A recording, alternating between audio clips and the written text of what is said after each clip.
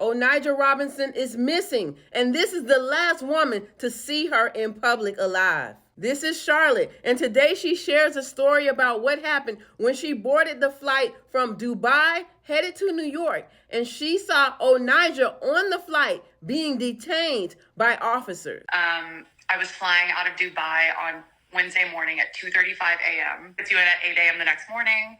I was boarding the plane with two of my colleagues, one of which actually works in security for our organization. So he was the one who kind of helped me get some insight into the undercover cops that we saw. We board the plane.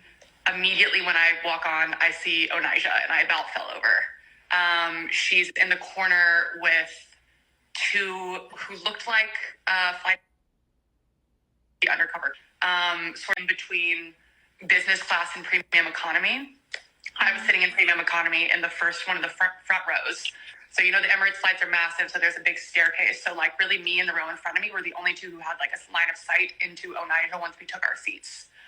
So I'm freaking out. Obviously tried to take a stalker photo, only was really successful in getting one on the side of her face, and the flight attendants actually motioned for me to sit down. Our security team in front of me actually said to me, "Oh, no, those aren't flight attendants. Those are undercover cops." Basically, all I could tell was that Onijah looked extraordinarily upset. I couldn't tell, you know, I didn't hear her speaking.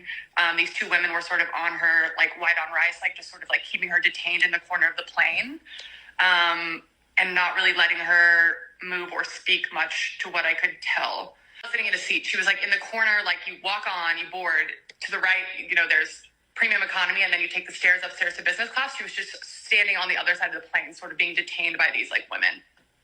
In the corner, she wasn't causing, like, too much of a ruckus or, like, anything from what I could tell, but it seemed like they were, again, detaining is the word I keep wanting to use, like, keeping her sort of, like, back in this corner of the plane and not really wanting others to see her. At one point when I stood up, I saw that she was, like, on the ground sitting and then on all fours, and then she kind of stood back up again. And then that's when they kind of motioned for me to sit back down, and then I couldn't really see anything from my seat except for the heads of the women who were with her. And then probably 10 minutes later, the two women escorted her off the flight right in front of us, because I was in a row, like, right in front of the exit to the plane.